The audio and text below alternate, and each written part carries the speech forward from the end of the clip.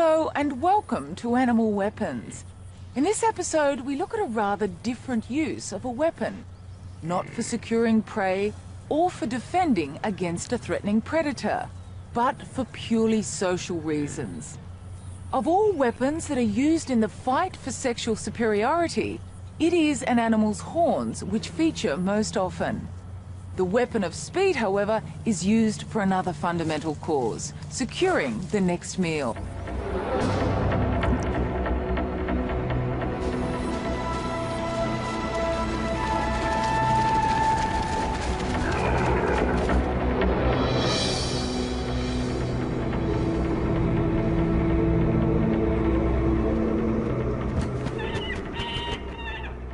Well, of all creatures that use speed as a weapon, the peregrine falcon is the supreme master. Able to reach speeds of more than 150 kilometers per hour, it is the fastest creature on Earth. And these high-speed records are a result of its body design. The peregrine falcon is 1 kilogram of solid muscle, and when making a high-speed dive, it transforms itself into an aerodynamically perfect teardrop shape. And it's this ability to make a sudden and powerful attack that makes it one of the most feared hunters of the skies.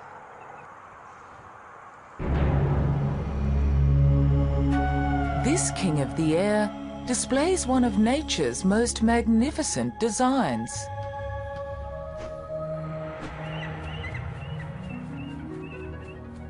It has the precision flying capability of a stealth bomber, the acceleration potential of a jet fighter, and its own pair of remote sensing devices, its eyes. It is a living missile.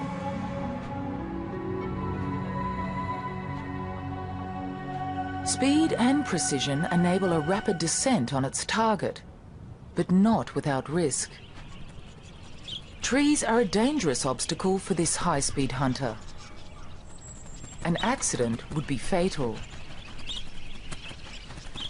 For its prey, the cover provides the only safe refuge. To increase its chances of success, the peregrine hunts in open areas, ideally farmlands where native birds have become outnumbered by introduced species like the pigeon. In fact, pigeons have become its most important prey the world over. Pigeons are not easy pickings. They too are swift on the wing. In level flight, a pigeon can outrace a peregrine. But the peregrine's competitive advantage is the use of gravity. Making a vertical ascent is energy-consuming, but the peregrine has stamina as well as strength. It's from up here, a mile in the sky, that the peregrine's weapon is able to reach its full potential. With a meal in its sight, the peregrine transforms from a surveillance glider into a plummeting missile.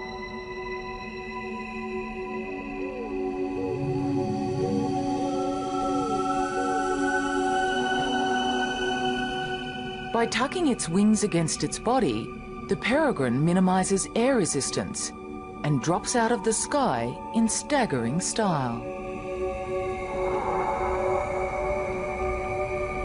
At the final moment before impact, the falcon levels out and strikes talons first.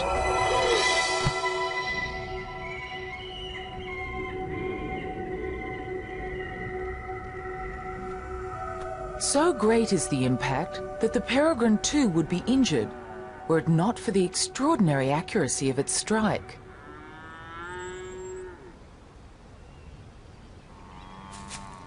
Despite their formidable speed and hunting prowess, only 1 in every 10 attacks results in a meal.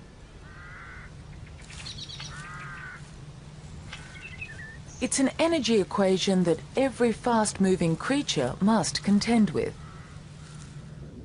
in whichever environment they live. Like all animals, predators that use speed as a weapon have a less than impeccable success rate. So, to increase your chances of success, you have to combine speed with other weapons of attack.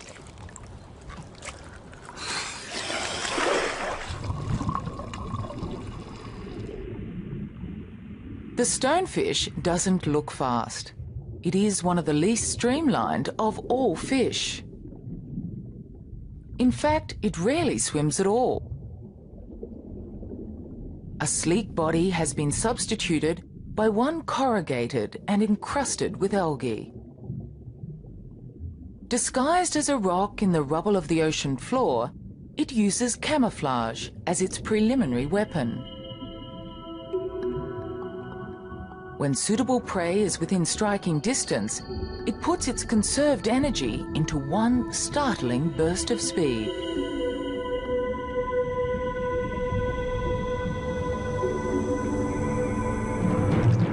Within 1/25th of a second, its jaws lurch like a steel trap, engulfing its prey. But not every time.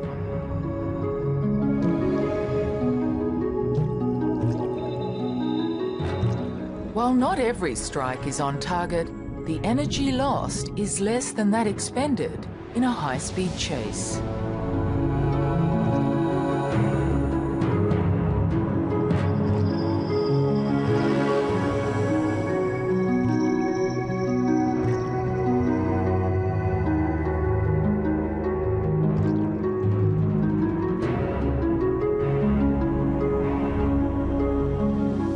Reefs are among the most diverse and crowded of all ecosystems.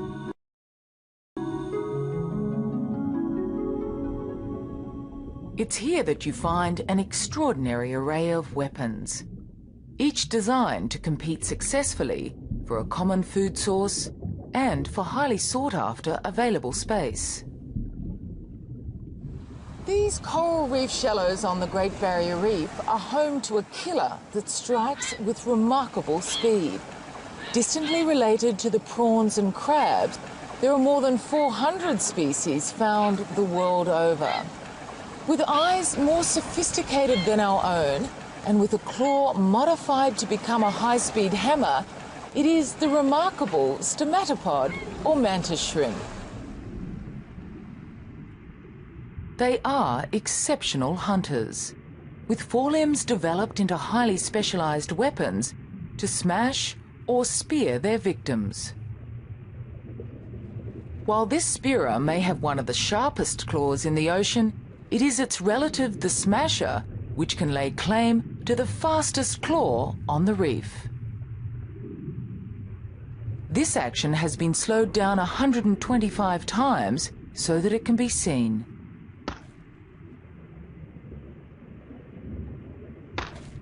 The smasher's claws function as high-speed hammers, cracking tough crab shells, opening up a food source that would otherwise be inaccessible. They live in natural crevices within the coral, from where they can see all. Each eye contains up to 10,000 separate lenses and perceives 3 images. Together, they see the world from 6 different perspectives, allowing them to pinpoint a moving target with military precision. But without a cavity, a stomatopod has little chance of survival. And so owners fiercely defend their hideouts against intruders. Despite this fierce competition, they modify their deadly blows to be merely deterrents and not fatal to their own kind. However, for securing prey, the stomatopod's weapon is used to its full potential.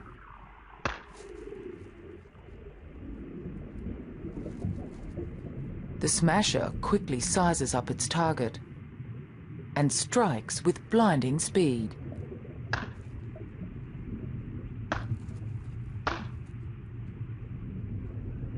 In less than 8 milliseconds, with a velocity of more than 1,000 centimeters per second, This creature's weapon packs a punch close to that of a small caliber bullet, making it one of the fastest movements known in the animal kingdom.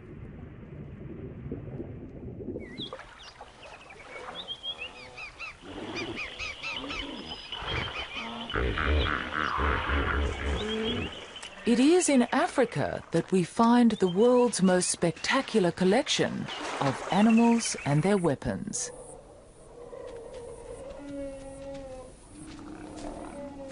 The grandest, the tallest, and in the case of the cheetah, the fastest on land.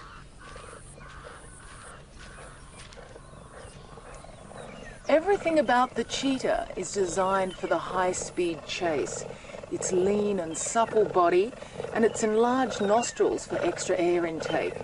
And its claws, unlike all the other cats, are non-retractable and act like a sprinter's spikes when it's at high speed.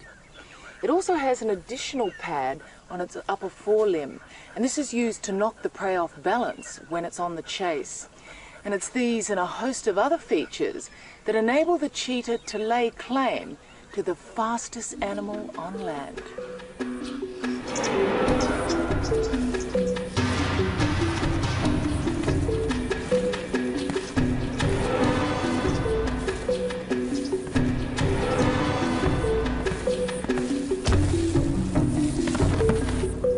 But speed is a weapon that comes at a price. In becoming a speed specialist, the cheetah has sacrificed the weight and power of the other big cats. Here in Africa's Masai Mara, cheetah are among the most vulnerable animals on the plain.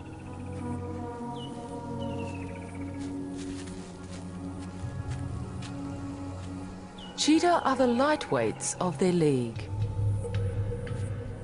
They are only 1/3 the weight of a lion and easily overwhelmed by these super predators.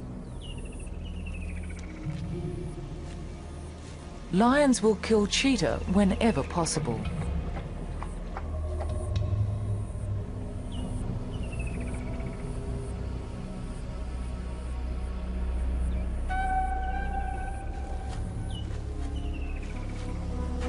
With speed as their only weapon of attack and defense, they almost always flee when threatened.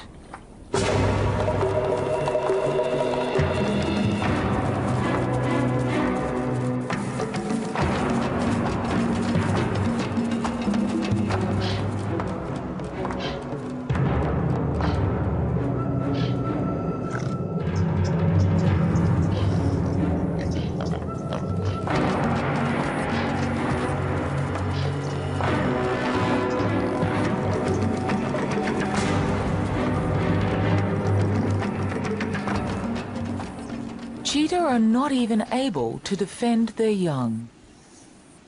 This mother has concealed her cubs in a lair. But even there, they're not safe from the birds of prey. Despite these dangers, she needs to hunt. But hunting too is fraught with difficulty. At top speed, a cheetah's body temperature soars to 41 degrees Celsius. To sustain this temperature for over a minute or two would be fatal. Its valuable weapon has to be reserved for a short burst, and where there is a high chance of success. Here in the open savanna, her main prey is the Thompson's gazelle, the swiftest of all antelope. They are plentiful, but also wary. She must creep within 100 meters of her target if a pursuit is to be successful.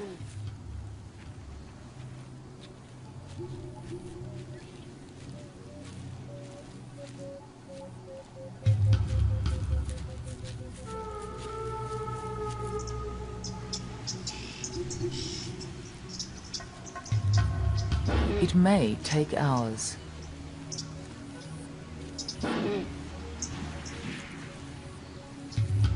If noticed, she pauses and makes herself as inconspicuous as possible, patiently waiting for her next meal to be within that critical range.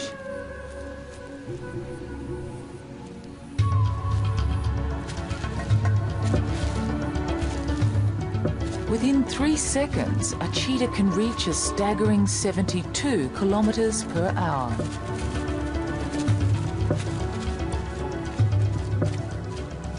But energy conservation is of prime importance, and she must know when her chase is in vain. Less than half a cheetah's pursuits end in a kill. Her hunting time is limited, for with the fading daylight, lions will be on the prowl. Unsuccessful, she heads back to her cubs. But a dry season grass fire is an ominous obstacle.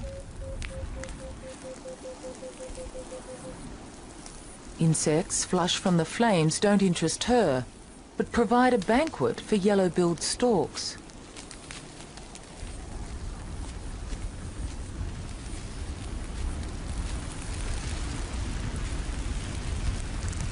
While the inferno complements the weapons of some, for her, it spells defeat.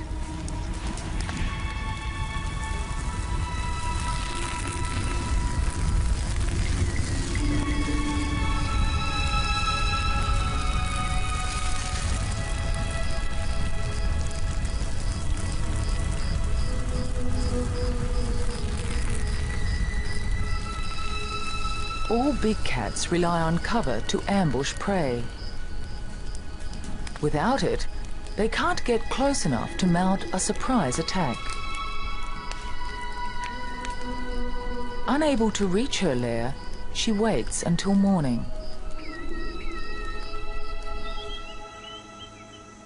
The next day, marabou storks search for burnt lizards and insects. The scorched earth reveals all.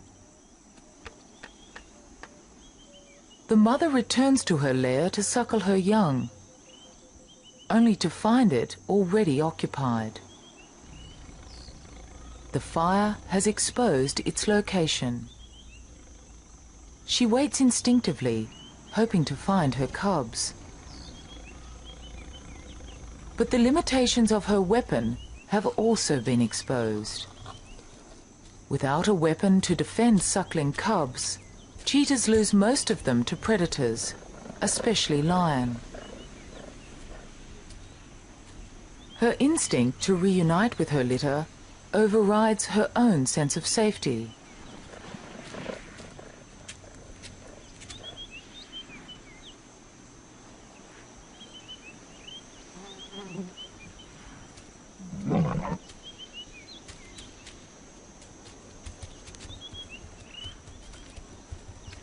Unable to fight, she can only run.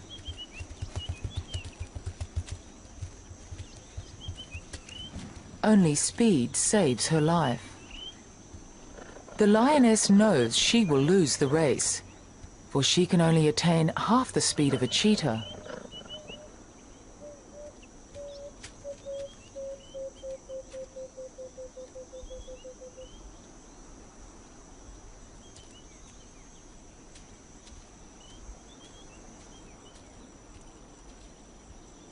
In the battle for hunting supremacy, the cheetah's weapon breaks all land speed records. Yet it has made her cubs the ultimate victims of those whose weapons are not faster, but more powerful.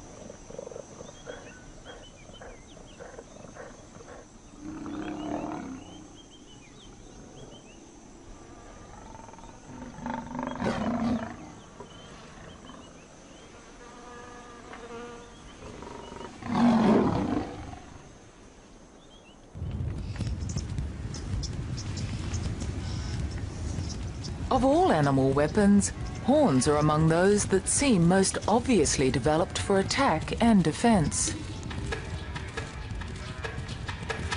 Nowhere else on Earth parades such a battalion of horns as the East African savanna.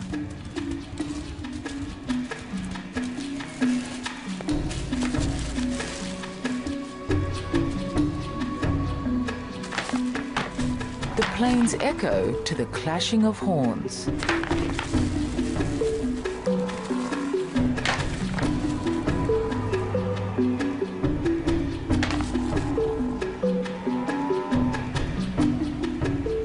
Most horns are permanent fixtures with a bony core and a coating of keratin, the same substance that claws, hair and hooves are made of.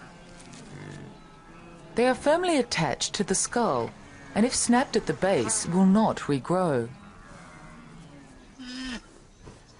But there are exceptions. Well, of all animal horns, those of the rhino are probably the most unusual. Firstly, rather than being positioned on the crown of the head, they're right on the nose. And secondly, they're made of compacted hair bound together. But they still function as a very effective weapon, not only for defending their young, but for fighting among themselves. Rhinos are not highly social creatures. And while a resident bull rhino will defend its rights to a particular female and to a favourite mud wallow, rhino horns are most often used in defence against predators. Especially by mothers with calves.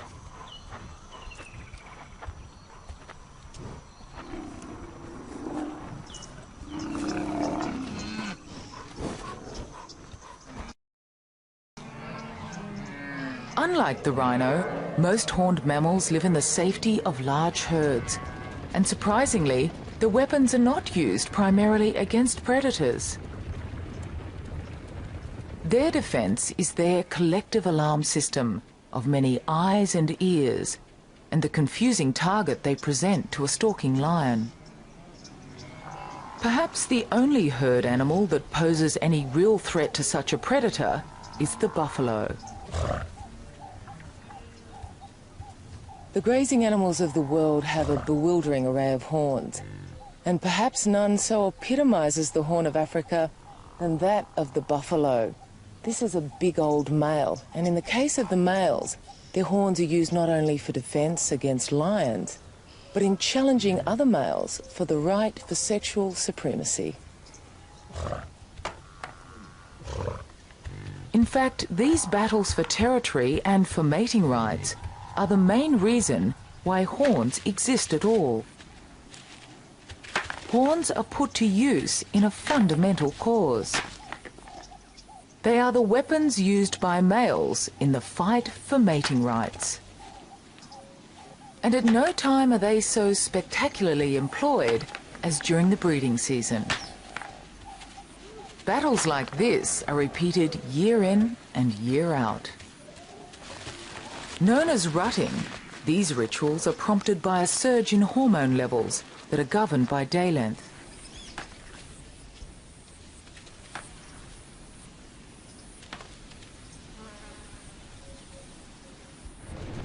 The rutting of the topi is among the most ritualized of all antelope.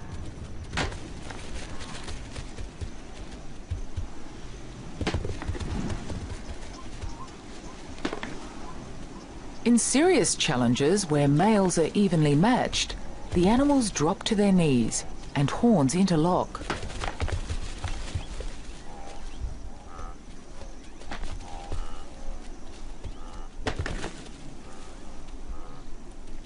They will wipe their faces on the ground or paw repeatedly to disperse scent from glands both below their eyes and under their feet. The contest ends as suddenly as it began, but will be performed throughout the season until a victor is decided. Topi live in mixed female and male herds, where both sexes bear horns. In impala, it is only the male which bears horns and maintains an established territory. He must wait for migrating females to pass through his patch. These adult females are an estrus, and the male tests their reproductive readiness.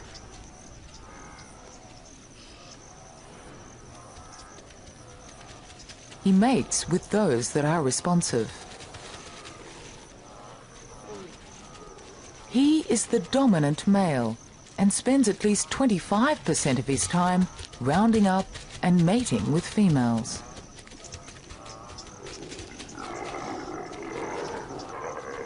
Not only does he need to keep females within his territory, he must also keep other males out, leaving him little time to rest or feed. Even recently weaned males are seen off, sometimes in a spectacular fashion, which displays the victor's strength and virility.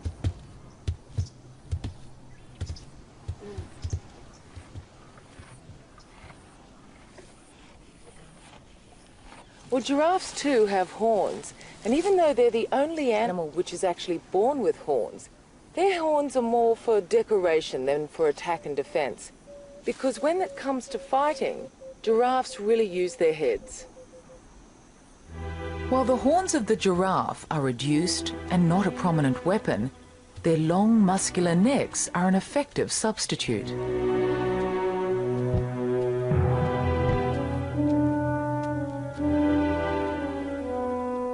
Their neck and head performs as a massive mallet, but blows seldom land solidly.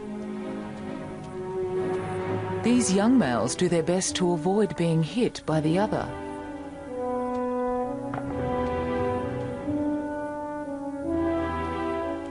The force of a solid blow is staggering. Yet this gracefully ritualized display of aggression rarely results in serious injury. The heavier the skull and the wider the arc of the swing, the harder a giraffe can hit. Hence the advantage of size, height and weight, the key factors that will determine which male wins dominance and the right to mate with the females. The giraffe and antelope live among some of the most efficient predators on the planet. Yet their weapons are not designed entirely for their own protection or to secure their own food. It is the individual's contest to continue his lineage that determines the size, shape and function of his weaponry.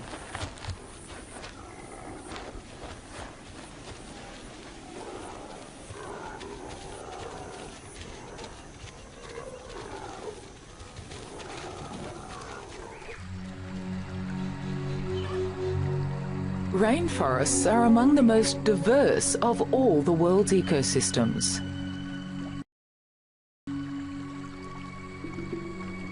While the African plains are the arena of challenge for the world's grandest creatures, these Australian tropical forests are the battlegrounds of the mini-beasts.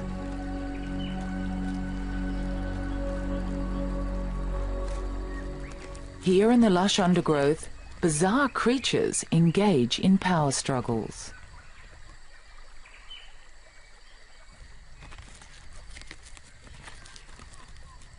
For most of the year, they live solitary and relatively uneventful lives.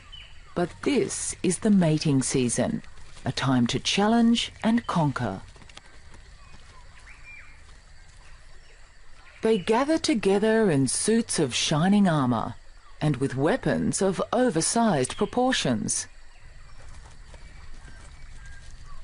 The victors will claim the ultimate prize: mating rights to their miniature maidens. Male stag beetles are armed with horn-like projections, which are actually extensions of their mouth parts. Females are smaller and without horns.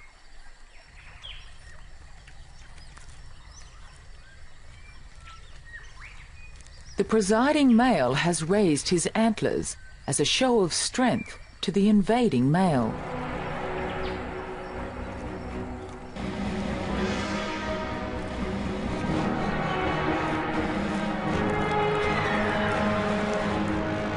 Their weapons are used as levers to flip their opponents off balance.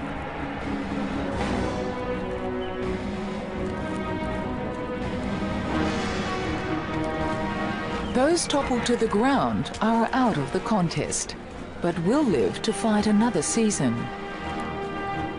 The victor takes possession of his prize. Others, like the rhino beetle, have only one season to prove themselves.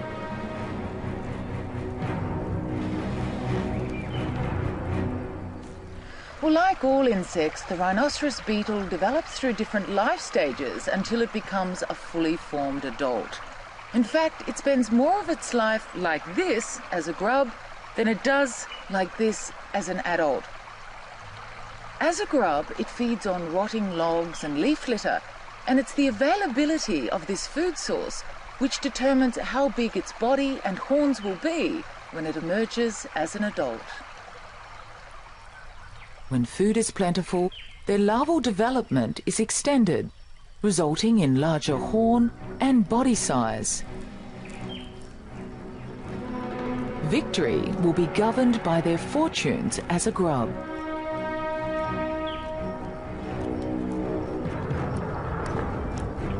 In most cases, large horns are the key to success. They are able to lift 850 times their own weight.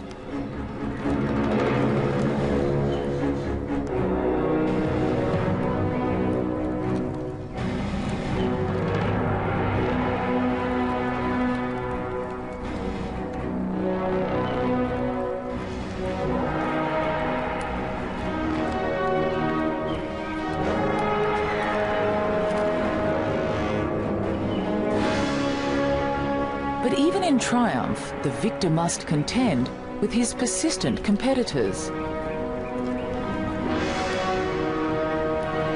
Even as his paternity hangs in the balance. While the rhino beetles fight it out among themselves, another horned insect waits in hiding for a particular tree to fall before its battles can begin.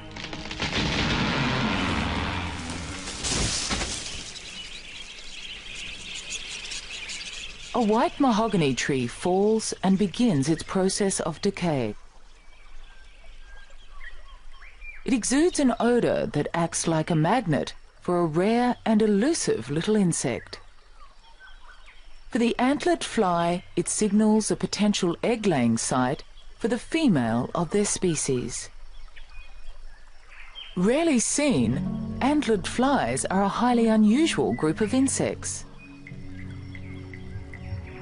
Distinct from other flies, the males bear greatly oversized antlers. They are actually extensions of their exoskeleton. Males come from all over the forest to make a claim on a suitable egg-laying site. They don't engage in brutal battles. Their power struggles involve subtle body and wing gestures, as well as some pushing and shoving.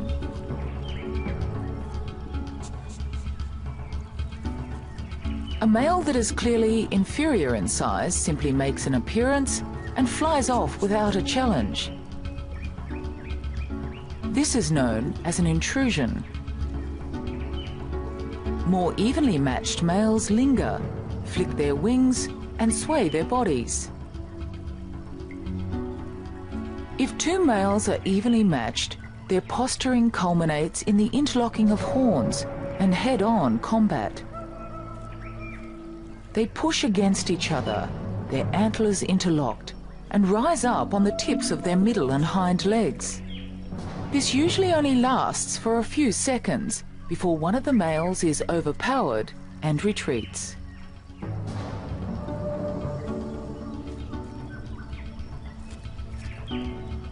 They may engage in a few of these battles before a winner is decided.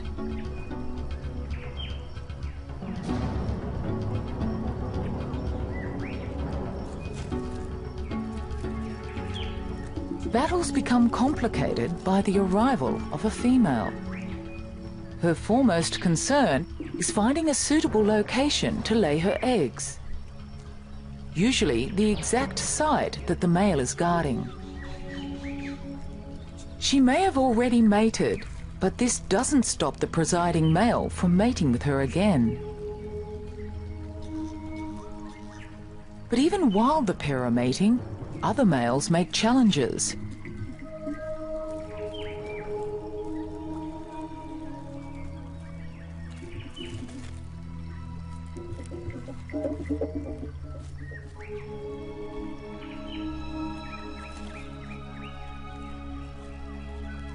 Even after they've mated, the male stays astride the female, ensuring no other males have access.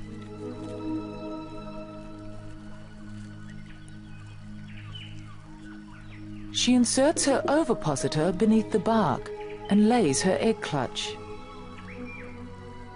While she lays, the presiding male continues his guard. For the antlered fly, the size of his antlers are his passport to paternity.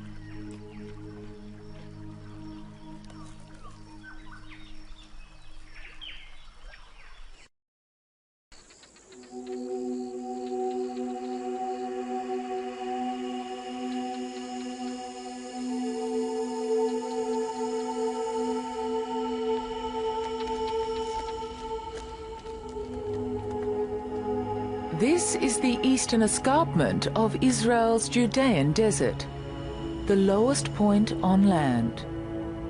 And like any desert, it appears lifeless, but looks can be deceiving, for this is one of the favourite haunts of a wild species of goat known as the ibex. And if you happen to be here at the right time of year and the right time of day, you may be lucky enough to witness one of the spectacular displays of male rivalry.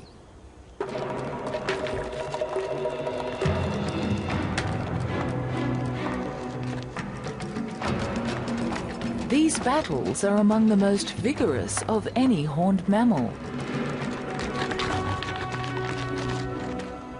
The force of a full horn impact is equal to 4 tons of pressure.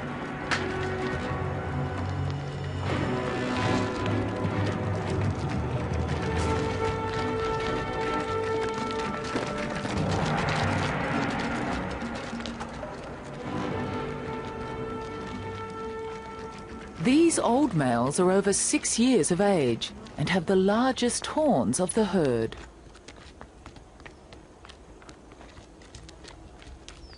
Facing backwards, their horns are clearly not used against predators. Their defense is their extraordinary agility. When threatened, they can escape into rugged and inaccessible terrain. Their sponge-like hooves are able to grip rocks, where a single slip could mean death or severe injury.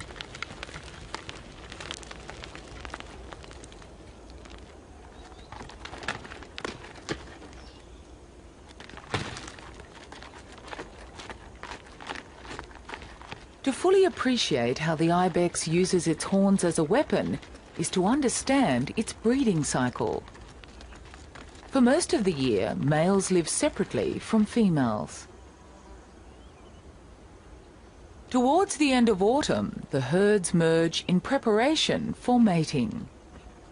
A well-defined hierarchy exists within the male group. Those who dominate are large-bodied and boast large horns. They're weapons in the violent battles that precede mating.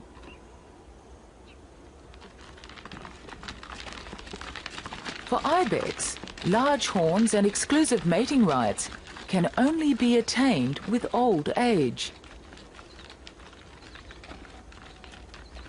But this doesn't deter the younger males from trying to win over females.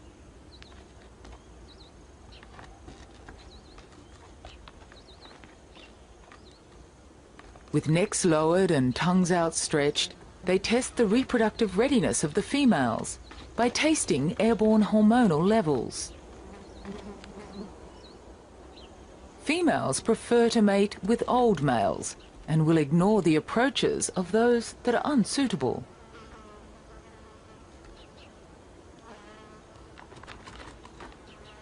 But the young males continue regardless.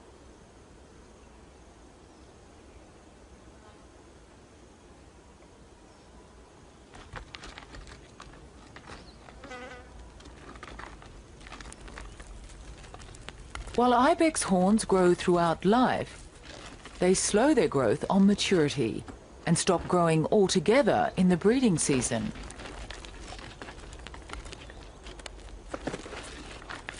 This may be because males expend a lot of energy and eat little, or perhaps it's a result of changing hormonal levels.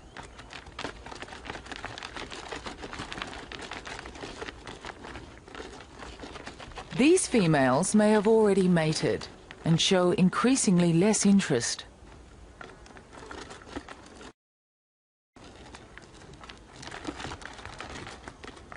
By the end of the rut, the males regroup and recover from the exhausting 6-week rutting and mating period.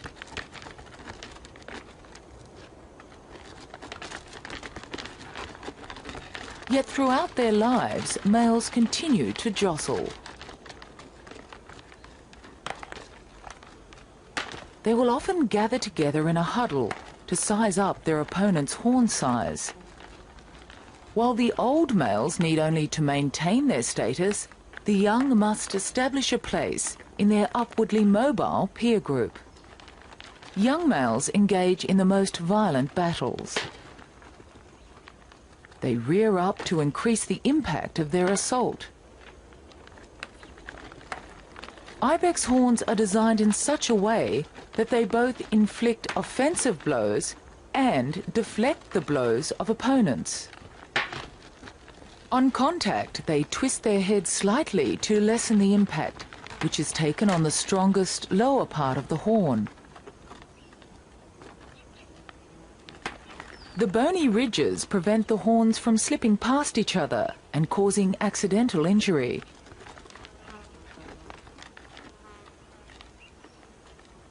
Some battles do result in broken horns and wounds, but the greatest damage is that caused to the male's social status, denial of the right to mate with females. While old males engage in fighting more often, it is more ritualized and less energetic.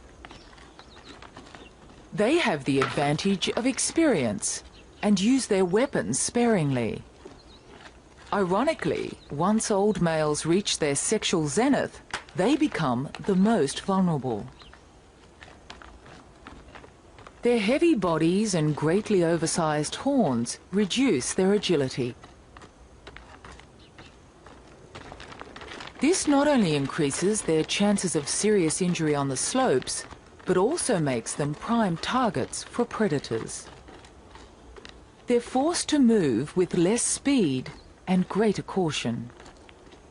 While the success of their weapon now jeopardizes their own survival, they have ensured the proliferation of their own offspring.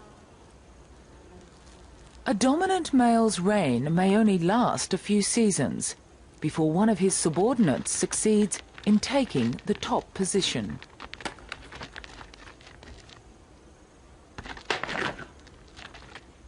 Such is the price of a weapon that serves only a social function.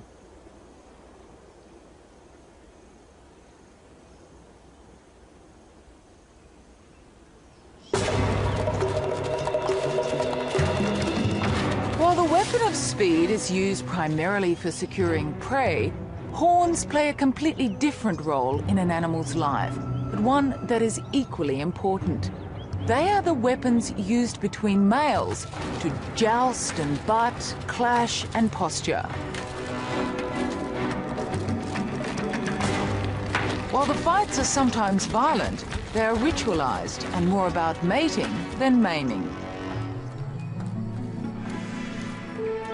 They are a form of contact body language that determines who mates with who. The larger horned victors pass on their genes at the expense of males less well endowed. It is this genetic selection that ensures that horns continue to be used as vital weapons in social battles by creatures large and small from all over the planet. Well, that's all for this episode of Animal Weapons. Goodbye for now.